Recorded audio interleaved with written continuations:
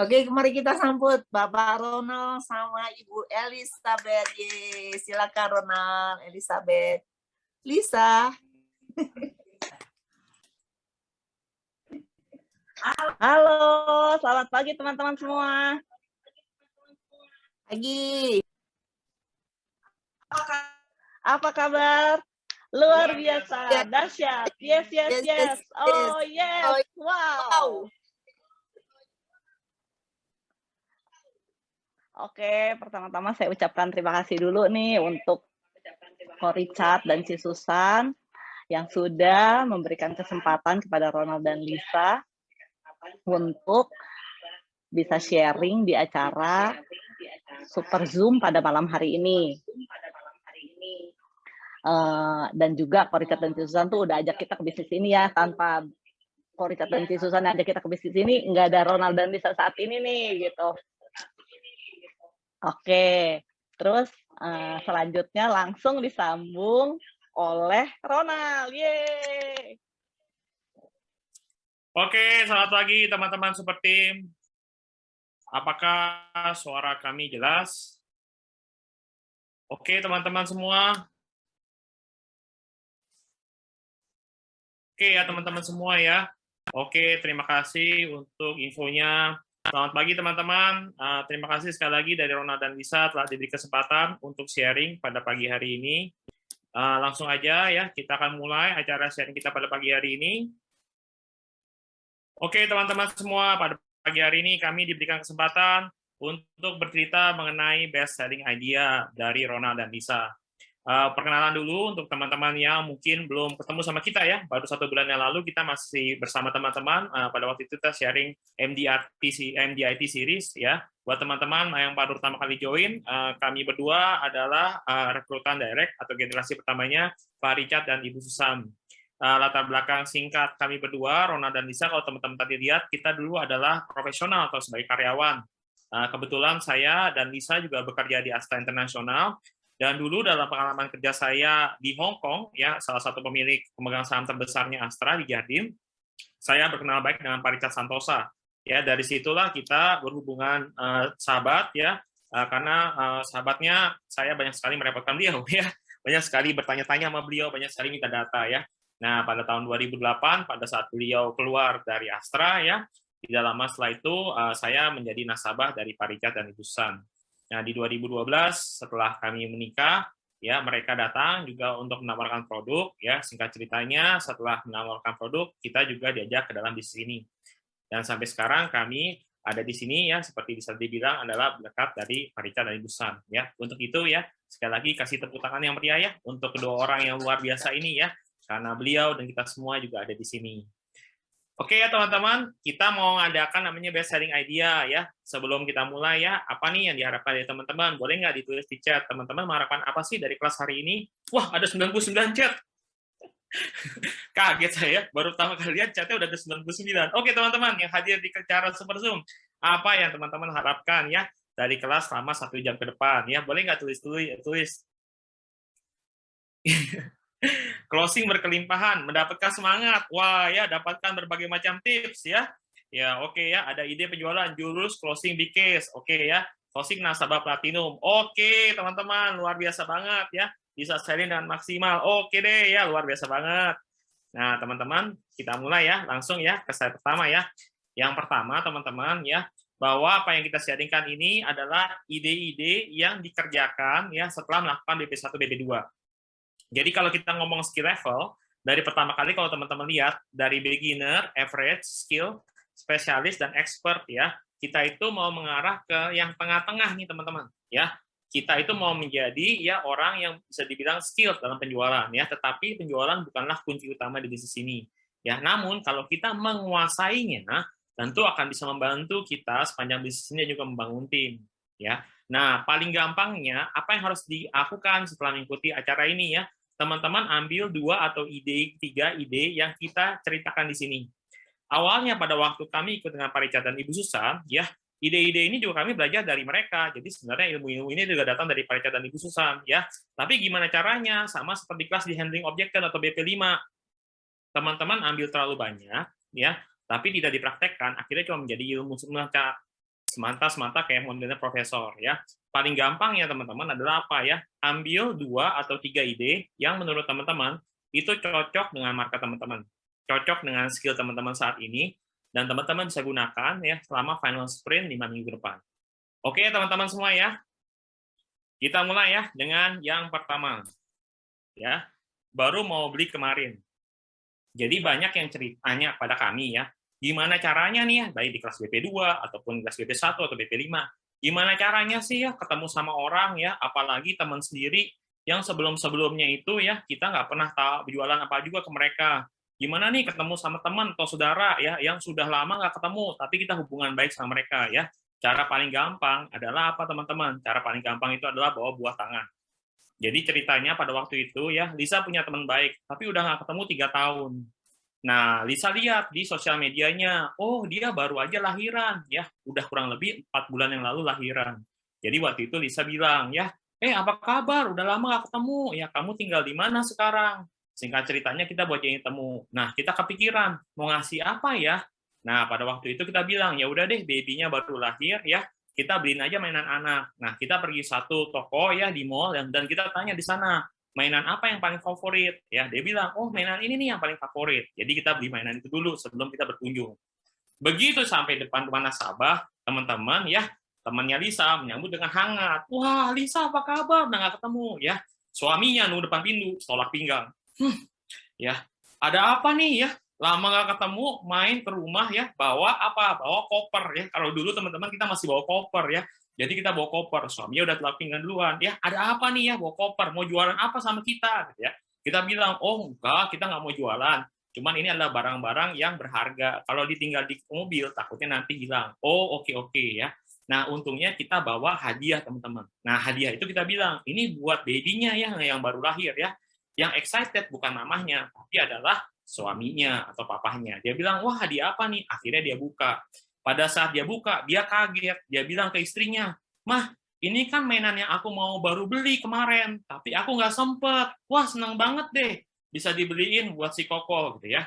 Nah, yang terjadi apa, teman-teman? Ya, yang mainin malah suaminya. Bukan anaknya, bukan juga istilahnya baby-nya. Ya. Suaminya mainin mainannya, sampai istrinya bilang, "Sayang, tamunya masih ada di sini loh." "Oh iya, mohon maaf ya. Saya keseenakan sendirian main-maininnya," gitu ya. Nah, setelah itu orangnya buka hati. Nah, habis itu kita market survei.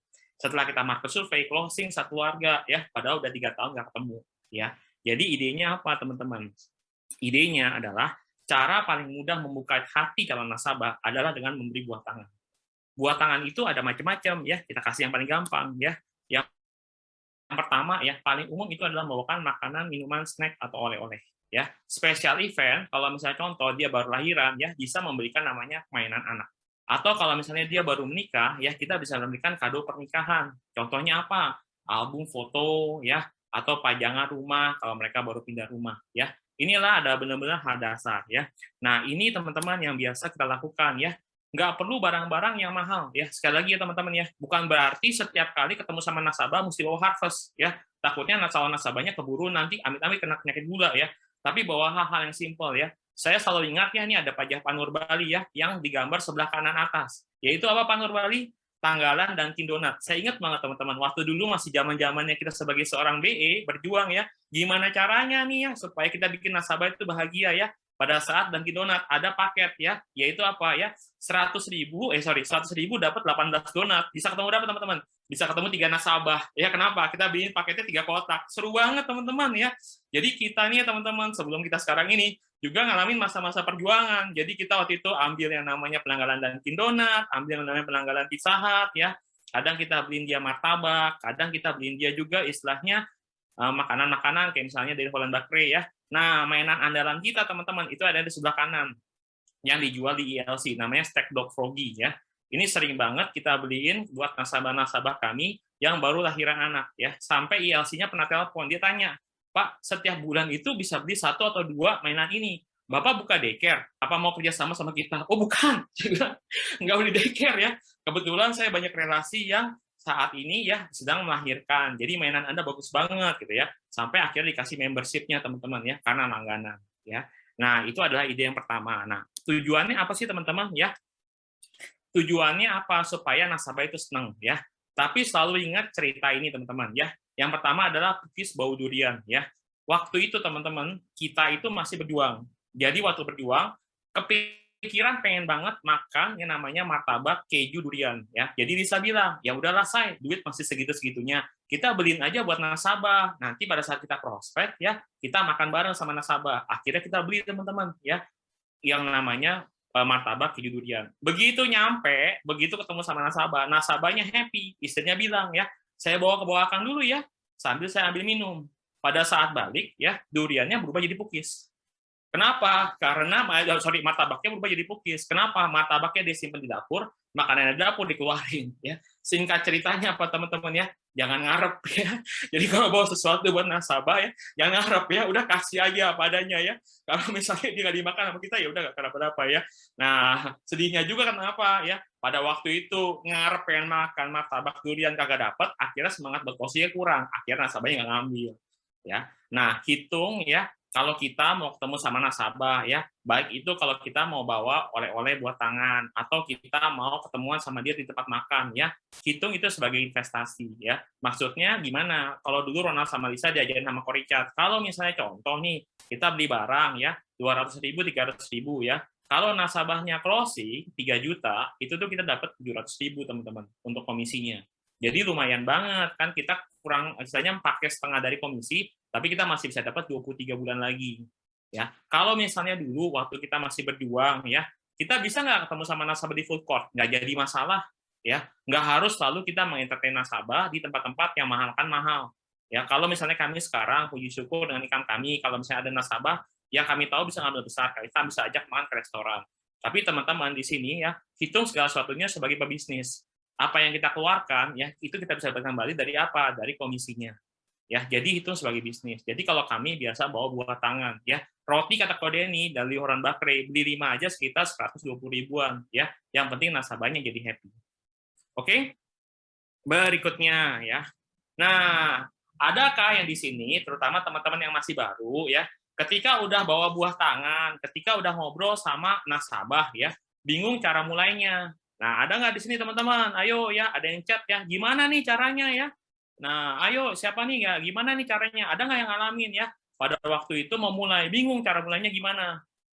Wah, nggak ada ya, hebat banget seperti ini ya. Nggak pernah mengalami apa yang kita alami ya. Wah, benar-benar, ini benar-benar nggak ada yang mengalami kebingungan ketika ketemu sama-sama mesti bilang apa? Wah, luar biasa banget ya. Nah, ini kita cerita pengalaman kita nih ya. Ada satu nih. Tuh, cuman satu doang. Ada Samantha Santosa mah bohong. Ya. Masa Samantha Santosa bingung mau ngomong apa ya. Justru kita belajar sama Samantha Santosa ya gitu ya. Nah, ini cerita ya teman-teman ya. Waktu pertama kali mulai di bisnis ini, yang mulai duluan tuh ada Lisa ya, tanpa Ronald. Jadi banyak banget ilmunya yang turun dari Koricat sama Susan itu masuknya ke Lisa. Begitu Ronald terbuka buat di sini ya, Ronaldnya lebih unyu-unyu daripada Lisa, nggak tahu mesti ngomong apa, bingung ya. Belum ditemenin join fieldwork juga sama Koricat, karena Koricat itu udah nemenin join fieldworknya sama Lisa ya. Nah, kita kepikiran, ada nih teman baik di kantor Astra ya, udah teman baik pasti kenal ya. Kita udah ngomong sama Koricat, kok pokoknya weekend ini aku mau nyoba jalan bareng sama Lisa, prospek teman baik aku. Oke deh ya, kita jalan ya. Kita main ke rumahnya. Begitu duduk ya, seperti SOP BP1, BP2. Kita tanya keluarga. Ya, dia jawab. Dia nanya keluarga kita jawab. Habis itu kita tanya pekerjaan. Dia jawab, kita juga pekerjaan kita apa. Ya, habis itu teman-teman, ya, kagak ngomongin market survei, ngomongin yang lain. Terus buter ya, sampai Lisa udah geser kaki, nyentak sana nyentak sini, kok kagak masuk ya, muter ya, sampai akhirnya 2 jam nggak masuk juga ke market survei. Terus kita pulang. Nah, ngobrol sama Pak Richard, ditanya, ya, gimana meetingnya hari ini, ya? Ya, kita ngobrol, ya biasalah, pasti BE baru ya, ngolor ngidul kemana-mana gitu ya, ditembak sama Pak Richard. Jadi maksudnya, kalian tidak market survei? Iya, Pak. Kenapa emangnya? Emang ada apa, ya? Oh, ini Pak, ragu-ragu gitu ya. Oh, ya, dicoba lagi deh besok, ya. Nah, akhirnya kita janjian lagi 3 hari kemudian. Kita ajak orang sud makan siang, ya. Di makan siang itu kita tanya lagi teman-teman, keluarganya bagaimana, pekerjaannya bagaimana ya. Begitu dia tanya balik, nggak market survei juga saya ya, masih muter gitu ya. Nah, ngobrol lagi sama Ko Richard. Terus itu Pak Richard bilang ininya, kalian tahukah kalau misalnya ketemu sama orang, terus kita BP1, BP2, itu tuh kita anggapnya investasi. Tapi kalau kalian ketemu sama orang, ya terus kalian nggak apa-apain, itu mah sebenarnya boros, buang-buang uang. Kan kalian keluar uang bensin, uang makan, ya. Lalu akhirnya pertemuan ketiga, kita ketemu, pulang, makan ya. Begitu kita tanya, keluarga lu bagaimana, pekerjaan lu bagaimana, teman saya langsung ngomong, bro, lu sebenarnya mau jual apa sih? Mendingan daripada muter-muter lu cerita aja deh ya. Udah 3 kali kita ketemu, mendingan lu cerita aja gitu ya. Kalau misalnya emang produknya bagus ya, nanti gue beli deh kalau misalnya emang itu. Nah akhirnya kita cerita teman-teman BP1 BP2 ya. Nah itu seperti naik roller coaster pertama kali. Kenapa? Takutnya di awal-awal saja, tapi setelah itu ya udah mulai terbiasa. Tapi sebagai seorang introvert ya, kami itu mengalami sedikit tantangan. Gimana caranya ya supaya membuat orang itu menjadi menyenangkan pada saat market survei. Dan kita menemukan teknik namanya survei Doraemon. Survei Doraemon itu seperti ini ya. Setelah kita ngomong pekerjaannya dia apa dan pekerjaan kita apa, kita selalu mulai dengan kalimat pembuka. Kebetulan nih, kita sedang ada survei untuk pasangan suami istri atau pria dan wanita yang ya. Nah, yangnya ini ya kita ikutin dengan apapun yang kita tangkap pada waktu pembicaraan di awal. Pada saat kita tanya keluarganya dia atau pekerjaan dia ya.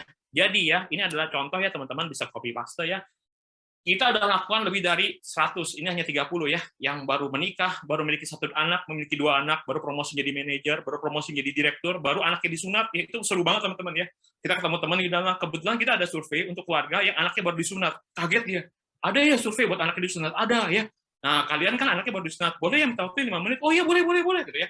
Ada anak yang baru divaksin, ada yang baru mulai program diet, baru konsul ke dokter kulit, ya, baru beli mobil Fortuner, baru mobil BMW, contoh nih paling gampang ya. Misalnya teman-teman ketemu nih, misalnya Kolendra sama Ciwanda, masih kerja di kawan baru, bukan kawan lama ya. Terus dia baru ganti mobil ya, terus kita mau ketemu sama dia prospek ya, main aja ke rumahnya Kolendra sama Ciwanda, kita ajak ngobrol-ngobrol, terus kita bilang, kok Ci, kebetulan ya, kita lagi ada survei buat orang yang baru beli mobil BMW, boleh ya minta waktunya 5 menit? Oh pasti dia bilang boleh. Ya, kenapa ya? Karena ini template-nya agak sedikit beda dengan yang tipe WHO dan lain-lainnya ya. Nah, nyambungnya setelah itu apa ya? Nyambungnya seperti ini teman-teman ya. Survei ini tentang biaya hidup, di mana biaya yang terbesarnya adalah biaya kesehatan. Kalau menurut Koko, Cici, Bro, Sis, Om, Tante, penyakit paling berbahaya di Indonesia saat ini apa sih? Jantung, kanker, atau stroke? Langsung masuk teman-teman. Ya. Sejak itu, ini adalah cara paling gitu kita, paling fun-nya kita ketemu sama nasabah, apalagi orang yang kita direferensikan nggak kenal, ya masuk melakukan BP1, BP2. Yaitu apa ya? Dengan menggunakan survei Doraemon. Survei Doraemon ini teman-teman ambil aja ya, apa yang baru terjadi sama dia, yang baru-baru terjadi sama dia, ketika teman-teman bertanya tentang keluarga ataupun tentang pekerjaannya.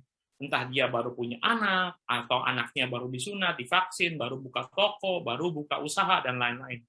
Ya, template ini adalah template yang paling sederhana untuk kita bisa masuk. Oke ya, sampai di sini, apakah menurut teman-teman ini udah oke banget awal-awalnya?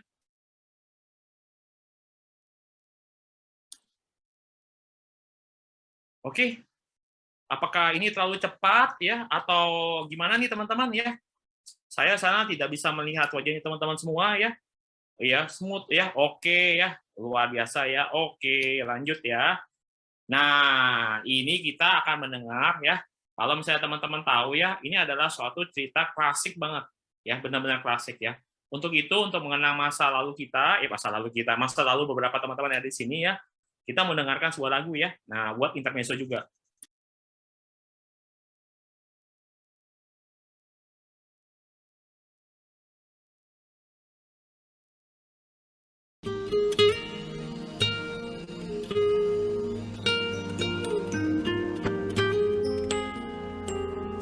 Bilakah dia tahu apa yang telah terjadi semenjak hari itu hati ini miliknya. Mungkinkah dia jatuh hati seperti apa yang ku rasa? Mungkinkah dia jatuh cinta seperti apa yang ku damba? Bilakah dia mengerti apa yang telah terjadi? Hasratku tak tertahan untuk dapatkan dirinya. Mungkinkah dia jatuh hati seperti apa yang ku rasa? Mungkinkah dia jatuh cinta seperti apa yang ku damba?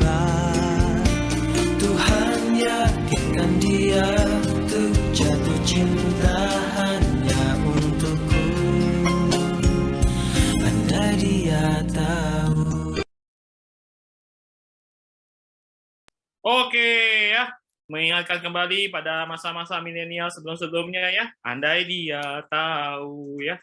Oke, dan itu adalah judulnya andai dia tahu ya.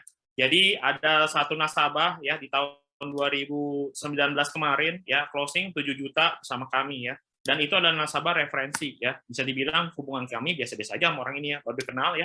Ngobrol-ngobrol BP1 BP2, wah lancar banget ya. Nggak ada perlawanan sekalipun ya. Langsung habis itu pada saat waktu kita mau gembok ya, kita tanya ya, kenapa milih agennya kami? Nah, dia bilang, sebelumnya ada yang datang ya dari Allianz juga, pakai cara yang sama. Ya, tunggu sebentar. Sebelumnya ada yang datang dari Allianz juga, pakai cara yang sama. Tapi pada waktu dia datang dan ketemu dan menjelaskan, ya, deng deng deng, ya, ada suatu kejadian. Nah, kita kan mau belajar gayanya Lupin nih teman-teman ya. Lupin itu adalah seorang yang ketika melakukan aksinya, bukan menjadi pencuri ya, tapi ketika melakukan aksinya, dia itu mengamati dan dia itu benar-benar smooth. Ya, jadi dia memperhatikan keadaannya.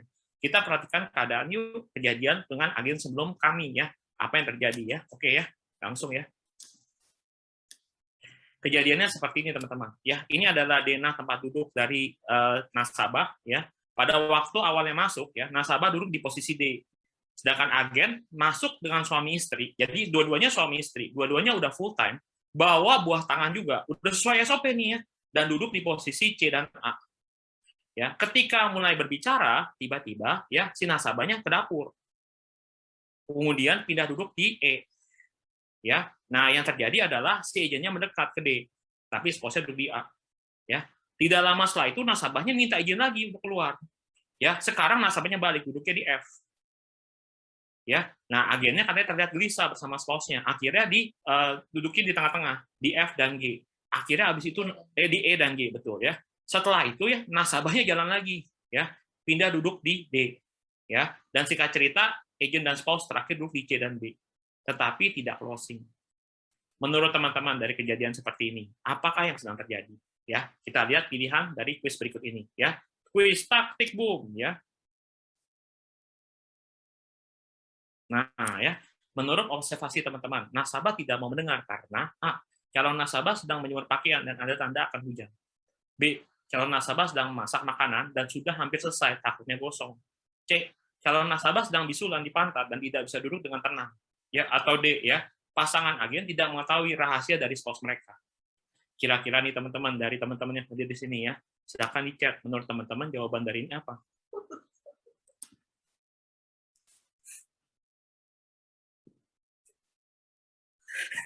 Ya, kalau jam terbangnya udah tinggi udah pasti tahu ya. Ayo ya, tuh ya, Mona pilihnya bisulan, ayo ya. Kira-kira nih teman-teman ya, kita retaktif aja ya. Oke ya, agennya terlalu agresif ya, pilihannya D. Oke ya.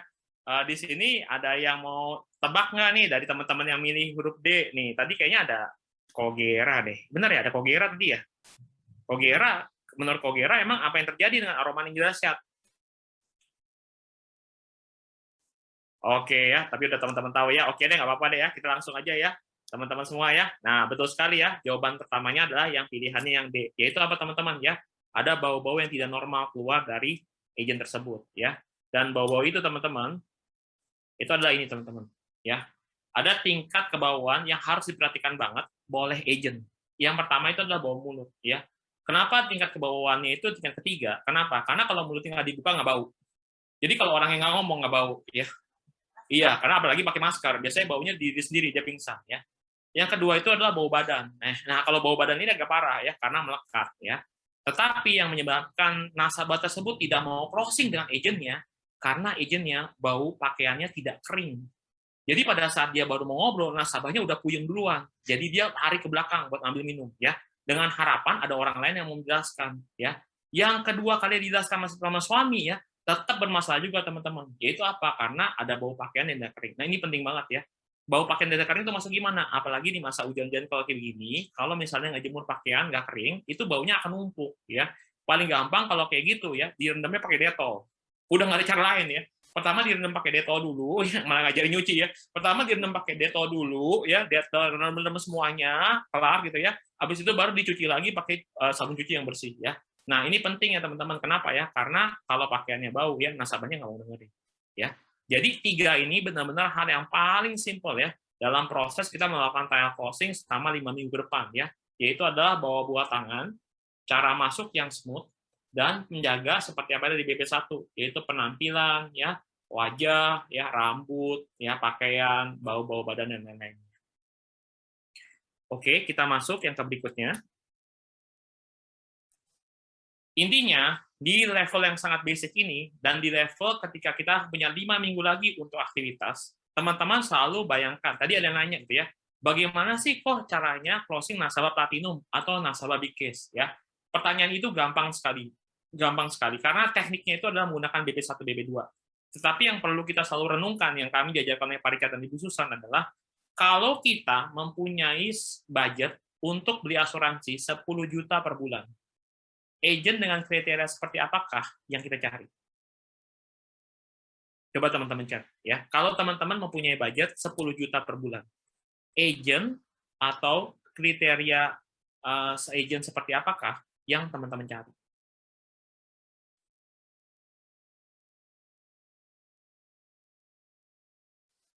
Perlente, seperti saya ya, Kincen Bok ini enak dilihat. Pertama dari penampilan ya, komitmen dan sudah terbukti, oke ya. 116 ya, prestasi full time, betul banget ya Pak Richard ya, good looking ya. Itu udah pertanyaan dari semua referensi kita ya, apakah Anda full time? Jujur ya, oke ya. Profesional, penampilan, prestasi ya. Enak diajak ngobrol, betul ya. Experience once, oke ya. Apalagi teman-teman? Ya, baunya wangi. Kita nggak cerita ke Pak Richard, kita masih 7 juta cuma gara-gara masalah bau doang, Pak, ya ampun. Entah itu hoki atau gimana, ya happy banget kita waktu itu ya, cuma gara-gara gitu doang. Bawa buah tangan ya, sesuai KSR ya. Ya. Nah, teman-teman ya, kalau teman-teman bisa menulis sebanyak-banyak kriteria itu, maka yang berikutnya kita harus lakukan adalah apa, teman-teman? Jadilah agen seperti itu. Jadilah agen yang perlente, jadilah agen yang full time, jadilah agen yang sesuai KSR, bisa ngobrol dengan enak, ya, nggak ada upil di ujungnya, ya, macam-macam ya, pokoknya teman-teman ya, teman-teman cara kerjanya itu gampang banget, jadilah agen yang kita tulis di kriteria ini. Jadi kalau misalnya nanti teman-teman berpikir ya, gimana ya caranya Corona sama Cilisa supaya bisa closing big case, ya, yang kita tanya adalah kalau orang-orang mau closing big case atau orang-orang mau closing platinum, dia akan mencari seperti agent seperti apa? Dulu kita juga bekerja seperti itu. Awal mulanya, case-case kita itu cuma 750.000, 1 juta, ya 1,5 juta. Dan kita sering banget konsul dengan Pak Richard dan Ibu Susan. Kita tanya dengan mereka, gimana ya teman-teman yang lain, ada yang closing 1 keluarga 5 juta, ada yang main ketemu dengan teman kantornya 8 juta. Kita mau deh closing seperti itu. Nah, Bu Susan nulis pada kita, coba deh kalau kalian ya punya budget 10 juta, kira-kira kalian akan jadi agent seperti apa? Dan itulah yang membuat kita menjadi full time. Dan itulah yang membuat kita menjadi prestasi. Dan itulah yang membuat kita belajar banyak ilmu, ya, nonton video, ikut seminar. Karena kita melihat seperti posisi seorang nasabah, ya, semudah itu. Nanti kita akan lanjutin lagi ya, bagaimana kita closing big case. Kita lanjut masuk ke level intermediate. Yang judulnya adalah siapa yang paling kamu cintai. Teman-teman, apakah pernah mengalami kondisi di lapangan seperti ini? Saya mau beli asuransi untuk pasangan saya, tapi pasangan saya tidak mau punya asuransi. Atau saya mau beli asuransi buat diri saya dan pasangan saya, tapi pasangan saya tidak mau tanda tangan. Apakah ada yang mengalami seperti itu?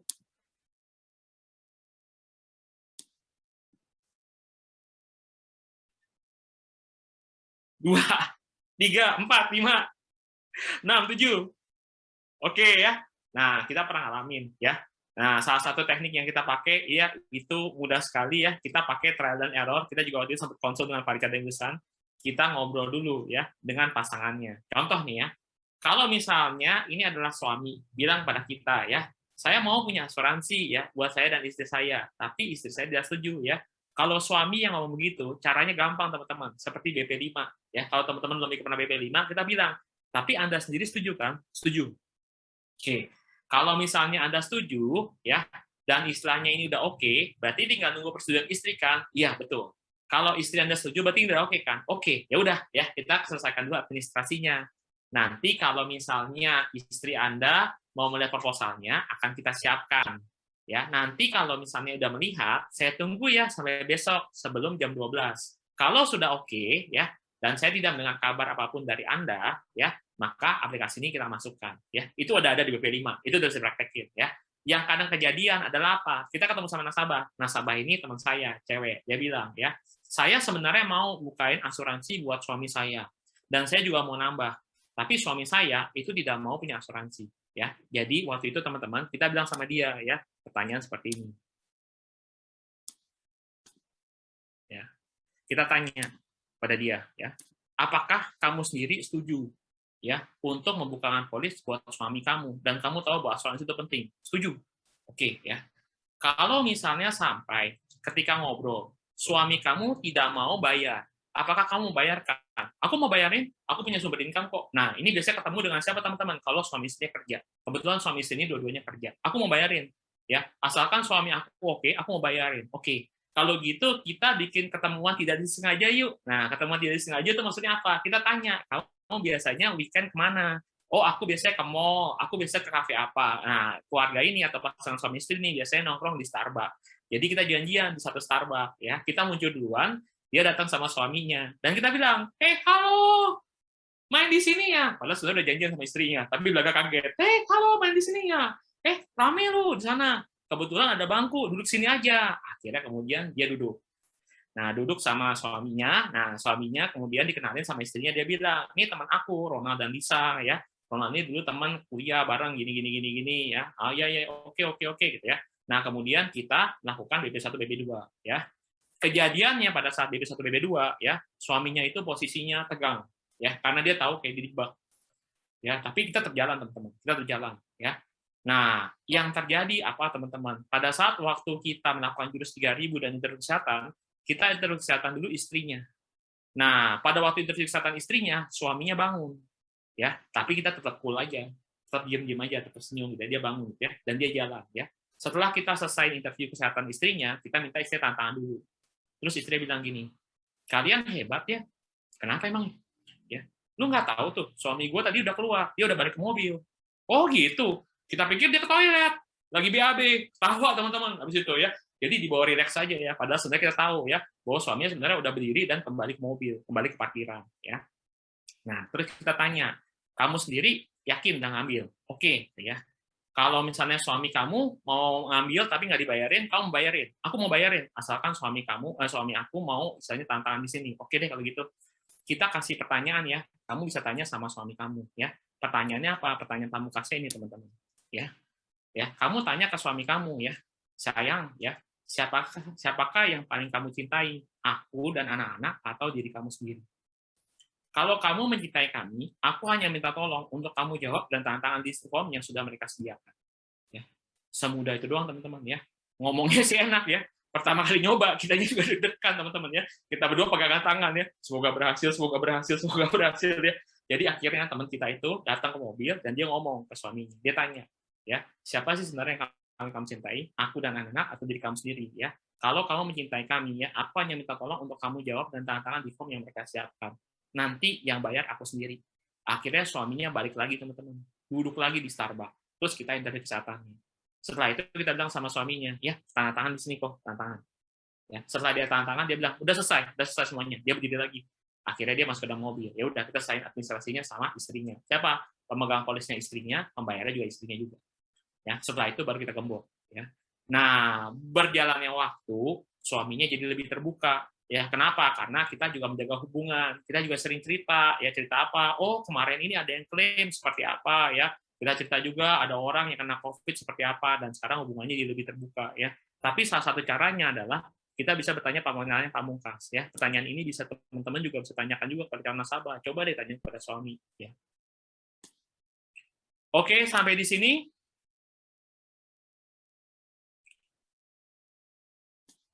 Oke ya, banyak sekali pengumuman ya. Oke, sampai di sini.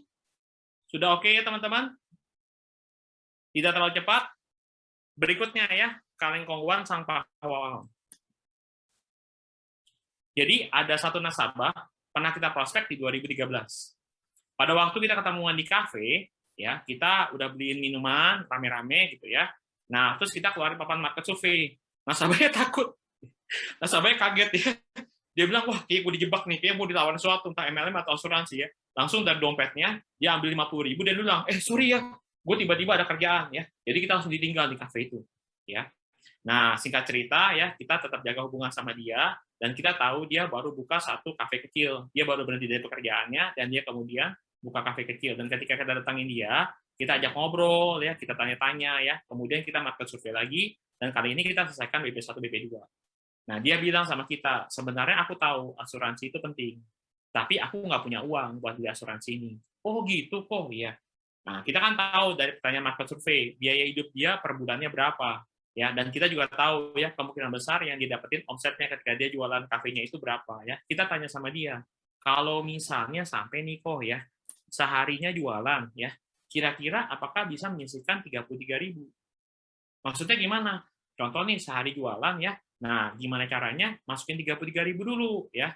Kebetulan di kafenya ada kaleng kongguan kosong ya, jadi kita ambil dan kita bilang ini kan ada kaleng kongguan kosong ya. Nah masukin aja setiap kali mau jualan 33.000-nya kita masukin sini, 30.000-nya kita masukin sini ya. Gampang kok tanpa disadarin, akhirnya kita bayar premi 1 juta per bulan ya. Orangnya tertarik dengan idenya. Dia bilang nggak kepikir ya 33.000 sehari aja bisa buat kita punya 1 juta per bulan. Ya, oke deh, dia bilang dia coba ya.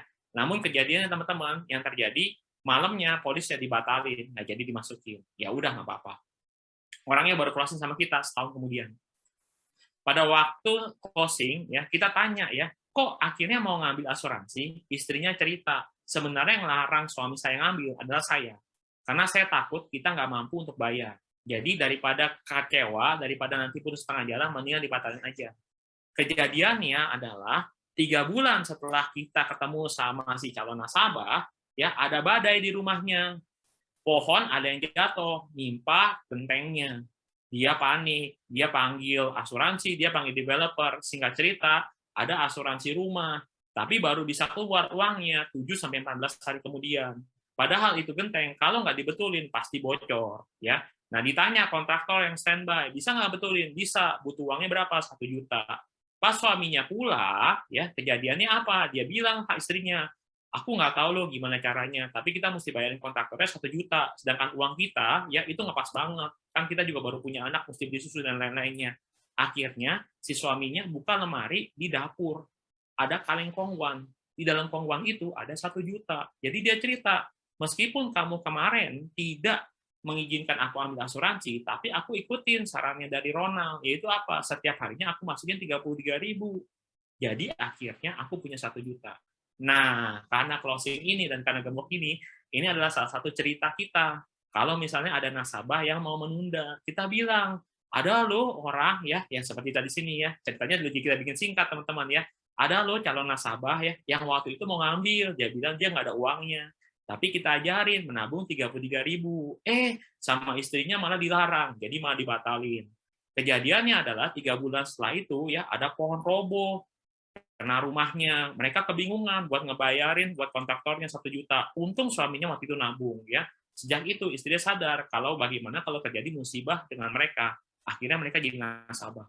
Ya, dan ini membuat cerita nasabah kemudian berpikir, oh iya ya, padahal kan gampang banget, cuma 33.000 saja ya. Di Amerika, teman-teman, orang itu diajak untuk menabung $3 per hari supaya bisa mendapatkan kurang lebih sekitar premi $100 per bulan. Karena dengan premi $100 per bulan, mereka bisa beli asuransi jiwa dari 250.000 sampai 500.000 US dollar. Ya, jadi kita juga menggunakan teknik yang sama, tapi kita cukup mengajak dia untuk menabung hanya 33.000 aja setiap harinya. Kalau misalnya preminya sebesar 100,5 juta, teman-teman ajak dia 50.000 aja dengan menggunakan teknik kaleng kongguan. Oke, langsung berikutnya ya. Saya sudah punya banyak aset. Nah, ini adalah favorit kita. Sudah pernah ngalamin belum teman-teman ya? Prospek apalagi anak muda ya. Umurnya udah 32 tahun, kerjanya di perbankan, investment banking ya, Big Four ya. Dia bilang, "Oh, nggak butuh asuransi ya. Saya punya banyak aset ya. Saya punya yang namanya properti, saya punya portfolio ya." Nah, ya, ini kejadian waktu itu dengan temannya Lisa ya. Temannya Lisa adalah salah satu rising star di perusahaan Big Four ya. Dia bahkan ngomong sama Lisa seperti gini ya. "Saya nih Lis ya, meskipun masih muda, sudah punya banyak aset. kalaupun saya sakit keras, saya jual semuanya, saya masih bisa hidup. Nah, ada nggak yang ngalamin HO seperti itu? Ya, wah banyak ya tuh, ada banyak ya teman-teman ya. Pak Richard ngalamin ya, kita belajarnya sama Pak Richard. Kita justru belajarnya juga sama Pak Richard ya.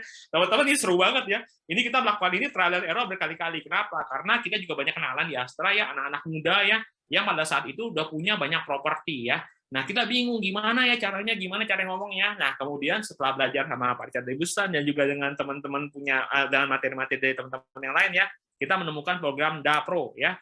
Ada yang sudah pernah program DAPRO? Ya, teman-teman tahu Repro, ada mengenal program DAPRO? Ya, nah ini ada namanya program DAPRO ya. Kita ngomong begini ya. Luar biasa banget loh, ya, apalagi kalau anak muda gitu ya. Luar biasa banget loh. Anak semuda kamu udah punya portfolio aset sebanyak ini ya. Tapi kalau misalnya dia udah nggak muda, jangan bilang semuda ini ya, jangan ngomong itu teman-teman. Bilang aja luar biasa loh, kamu sekarang udah punya portfolio aset sebanyak ini ya.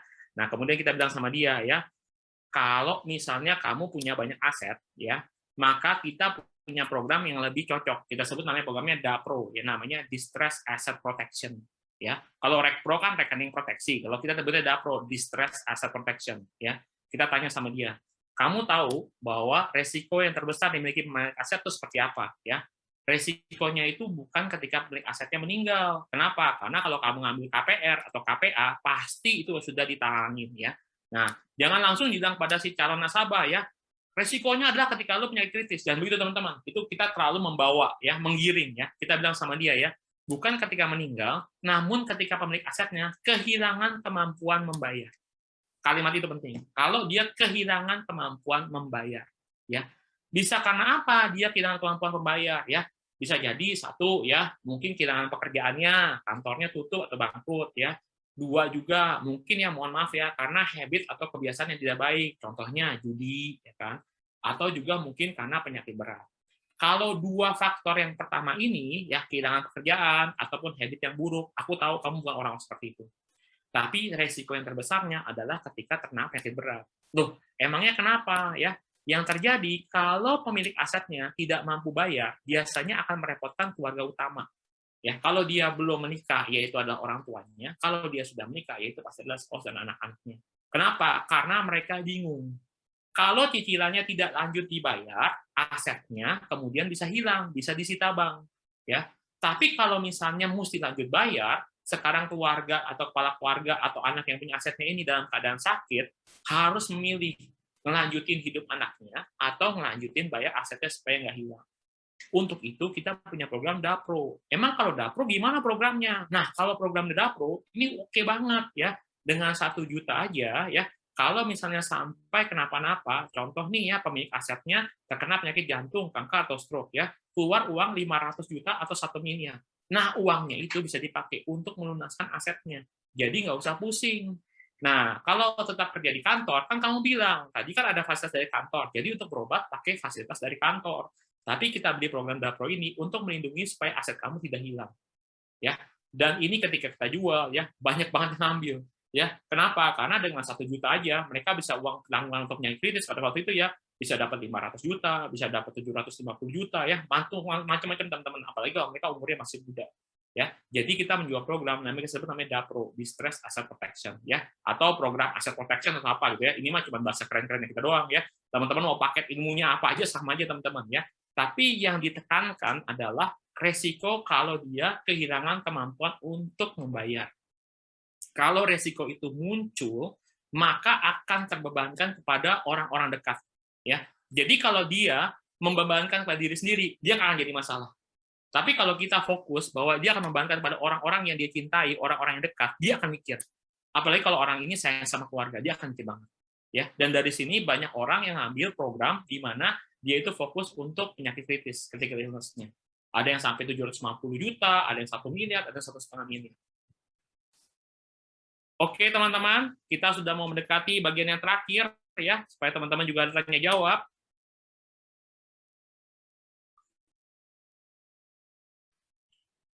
Nah, ya, semuanya ini teman-teman ya terjadi karena bagaimana sih kok punya pengalaman seperti ini Ronald sama Lisa ya? Semuanya ini terjadi karena banyak aktivitas. Kalau ngalamin banyak aktivitas dan kemudian ngalamin yang namanya penundaan atau penolakan ya, jangan pernah berkecil hati. yang perlu dilakukan adalah apa ya? Yang perlu dilakukan adalah bertemu dengan leader direct-nya. Dan dari situ ya konsultasi, ya cari ide. Ya, kalau teman-teman sudah menemukan marketnya teman-teman, ya teman-teman bisa fokus pada market tersebut. Ya, di 2 tahun terakhir ini, Ronald dan Lisa itu ya fokusnya main market ke orang-orang yang kerja di banking. Kalau teman-teman tahu sebelumnya kita fokusnya itu di market yang senior. Ya, tapi market-market senior ini, apalagi masa COVID, jarang mau ketemu. Ataupun mereka juga ngalamin kondisi di mana mereka juga punya pre-existing condition atau kondisi-kondisi penyakit awal. Ya, sehingga kita kemudian pindah ke market orang-orang banking. Ya, dan orang-orang banking ini ya seru banget ya. Ini adalah beberapa ya HO atau teknik-teknik yang kita temuin ya. Ya, yang paling populer adalah saya sudah tahu. Ya, saya sudah tahu ya. Banyak dari mereka itu menghubungi kita dan bilang pada kita ya, saya mau nyari asuransinya adalah asuransi tradisional ya. Otomatis kita bilang sama mereka ya, kita ada ya. Pada saat kita ketemu ya, kita market survey. Baru pertanyaan nomor 2 ya, banyak yang ngomong langsung aja ke proposal ya, saya mau ambil produk tradisional bukan unit link ya, jadi tidak perlu survei-survei semacam ini ya. Ada yang pernah ngalami seperti itu teman-teman ya, istilahnya baru mulai survei ya, belum apa-apa udah dipotong ya, dibilang udah langsung ikut proposal ya, nggak perlu ngomong seperti ini ya. Nah kalau seperti ini ya teman-teman ya, jangan panik ya, jangan bingung ya, jangan tergesa-gesa langsung jump ke proposal. Kenapa? Karena kalau tidak mengikuti BP1 BP2 yang kejadian ya tidak akan closing. Rasio closingnya juga akan kecil ya. Jawaban yang paling populer yang ditemukan oleh Elizabeth Pahlevi adalah ini ya. Lucu banget nih jawabannya ya. Saya aja waktu itu kagak kepikiran mau jawab apa ya. Ini jawaban Elizabeth Pahlevi ya. Dia bilang ya, justru ya karena mau ambil produk tradisional, makanya kita harus survei dulu Pak ya. Kalau ambil unit link, surveinya beda lagi ya. Kalau Bapak mau ngambil unit link, saya ambilin survei unit link. Tapi survei ini adalah untuk produk tradisional. Oh, iya. Oke ya, jadi kalau produk tradisional juga disurvei juga ya? Iya, oke, ya udah ya. Jadi jalan terus ya. Nah, pernah juga nih ya, baru-baru di Sendi ya, dan juga sering dialami ya, ketika kita ketemu sama orang-orang bank, dia ngomong begini teman-teman ya. Oh, dari Allianz ya. Tidak usah cerita banyak, karena saya baru saja meeting dengan manajemen. Ya, jadi saya udah tahu semua informasi tentang Allianz ya. Bahkan kemarin yang kami baru closing nih teman-teman ya, spouse-nya ngomong begini, oh bagian ini di skip aja ya. My daily job is to structure product for Allianz. I'm actually meeting your new CEO next week. Nah ya, bingung nggak teman-teman ya? Mau ngomong apa ya? Dia ketemu sama Pak David Nolan ya minggu depan ya, karena dia structure product untuk Allianz ya. Nah sekali lagi ya, jawaban paling kerennya adalah dari Elizabeth Pahlevi ya. Dia ngomong begini ya. Oh kebetulan ya, ini adalah materi terbaru per pagi hari ini. Bahkan direktur kami pun belum mendapatkan update ini. Anda adalah orang yang pertama yang melihatnya. Jadi kalau Anda mau ketemu dengan CEO kita, Anda wajib mendapatkan informasi ini supaya Anda lebih tahu daripada CEO kita. Jadi dia akan senang ketemu sama Anda. Oh gitu. Oke deh kalau gitu ya, cerita aja ya. Ceritanya apa teman-teman? Company profile ya. Nah, kita mau ngomong, emang CEO kita akan dapat enggak juga sih gitu ya. Tapi kita pede-pede aja ya. Dengan begitu jalan ceritanya ya naik dari BP1 sampai ke BP2.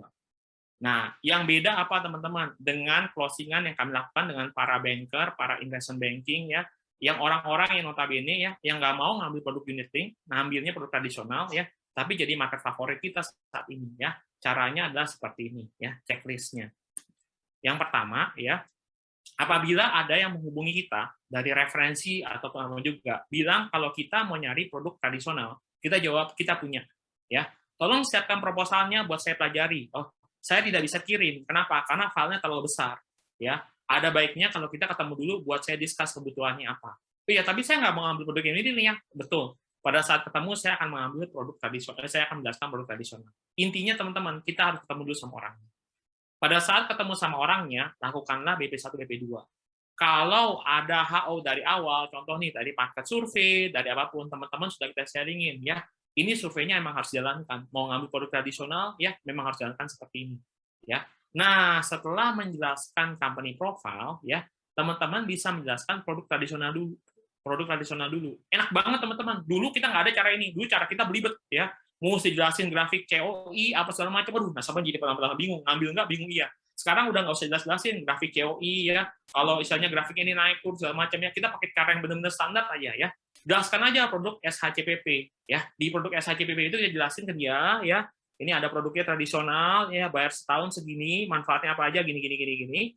Setelah selesai, kita bilang sama dia, produk ini dikeluarkan oleh Allianz dengan 2 feature atau 2 jenis. Saya boleh ya minta waktu 5 menit aja untuk jelaskan produk kedua. Ya, kalau kita minta waktu 5 menit, dia bilang, ya udah boleh. Ya, kita keluarkan lah yang SmartLink. Jadi di mejanya nasabah ada 2 proposal, yang tradisional dan yang SmartLink. Nah, bedanya di SmartLink kita tekankan, kalau di sini preminya itu tetap dan ada jaminan pembebasan premi kalau nasabahnya itu terkena penyakit berat. Oh, itu apa? Kalau misalnya sampai nasabah terkena penyakit kritis, nggak usah bayar, Allianz yang akan membayarin. Ya, jadi sekarang teman-teman kita nggak fokus lagi di diagram, tapi kita fokusnya apa teman-teman? Di fiturnya. Ya, kita jelaskan kepada nasabah masing-masing produk ada fiturnya, ada keunggulannya. Yang satu harganya lebih murah, tetapi premi tidak dijamin. Pada waktu perpanjangan tahun depan bisa naik, ya. Naiknya berapa? Nah, ini nanti akan saya bagi ya, teman-teman ya. Excel-nya teman-teman bisa utak-atik ya. Ini udah kita siapin ya. Kita bilang sama dia. Ini loh ininya pembagiannya ya. Agak blur ya. Ya, mohon maaf ya teman-teman, gambarnya agak blur ya, nanti saya akan bantu perbaikin ya. Tapi kita hitungin bahwa kalau misalnya suami istri masuk ya dengan Allianz, dengan produk yang SmartLink, bayarnya itu adalah 99 juta selama 1 tahun, terus sampai nanti dia pensiun di usia 75. Ya. Tetapi kalau misalnya dia ngambil yang produk yang tradisional, ada kemungkinan besar dia naiknya berapa? Contohnya naiknya 8%. Ya. Naik 8% aja, kalau bayarnya 25 tahun, udah jauh lebih mahal. Wah, mahal juga ya. Ya. Apalagi kalau naiknya 10%, lebih mahal lagi. Ya. Nah, yang mengerikan Pak adalah kalau sampai ya dia naiknya itu bukan hanya karena faktor usia dan umur, tapi karena faktor kesehatannya nasabah terkena penyakit kritis. Jadi naiknya sampai 20%. Ya. Nasabah sampai kaget teman-teman. Kalau naiknya 20%, itu bayar preminya bisa 20 miliar. Ya. Jadi kembali lagi di sini kita menekankan kepada nasabah, yaitu apa? Fitur kedua produknya itu berbeda. Yang satu memang lebih murah, tapi preminya itu tidak akan sama terus, setiap tahun bisa naik. Yang satu agak mahal lebih sedikit, tapi preminya flat, ya, dan punya manfaat namanya pembebasan premi kalau sampai nasabah ternyata berat, jadi lebih aman. Nah, kami sebagai agen, ya kalimat penutupnya nih ya, kami sebagai agen jual produk ini dapat omset, dapat komisi, nggak jadi masalah. Cuman kalau boleh dari hati nurani kami, kalau ngambil yang tradisional, masih ada resiko buat nasabah. Yaitu apa? Kalau sampai nanti terkena berat, perpanjangannya premi bisa naik.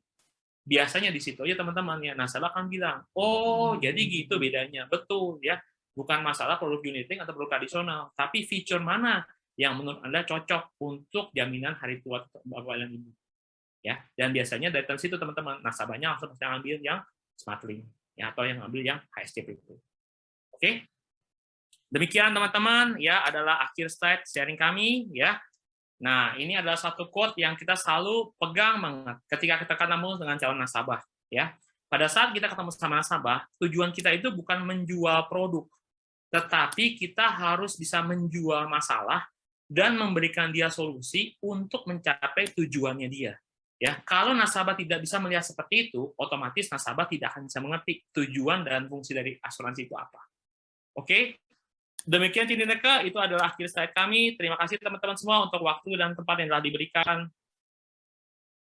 Citin. Halo, Ronald, Lisa, thank you banget ya. Catatan saya sampai penuh nih. Now, boleh sharing ya, Ronald, Lisa ya. Ini kan di final sprint ya, itu strateginya gimana sih, Nal? Final sprint ini, kamu kan, kalian berdua ini kan MDRT tiap tahun ya, premier terus gitu ya, boleh di-sharingin summary-nya. Oke. Thank you. Oke ya. Gampangnya gini teman-teman ya, untuk teman-teman yang masih baru ya, contoh nih teman-teman yang B yang baru join di tahun ini mau ngejar final sprint ya, paling gampang setelah ikut acara ini teman-teman ya lihat lagi daftar nama ya.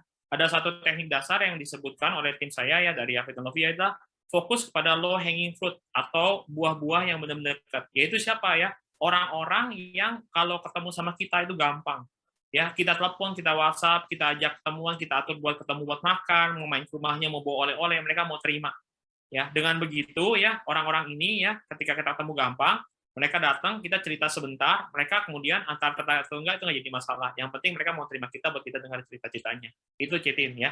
Nah, yang kedua, fokusnya itu adalah ke orang-orang yang pernah kita prospek ya. Contohnya nih teman-teman ada yang join mungkin di awal tahun, di pertengahan tahun, atau mungkin join dari sebelum-sebelumnya ya.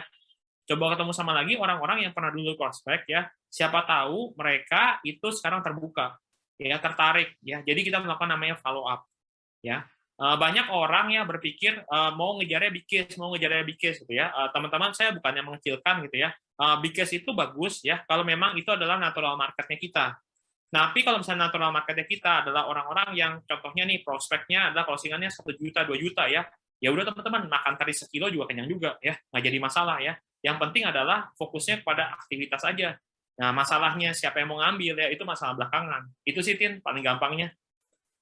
Oke, thank you banget ya Rolis ya, luar biasa pencerahannya ya. Banyak sekali ilmu-ilmu yang kita dapatkan ya. Tapi pesan dari Ronald dan Lisa yang penting aktivitas ya itu ya. Oke, terima kasih sharingnya boleh ya.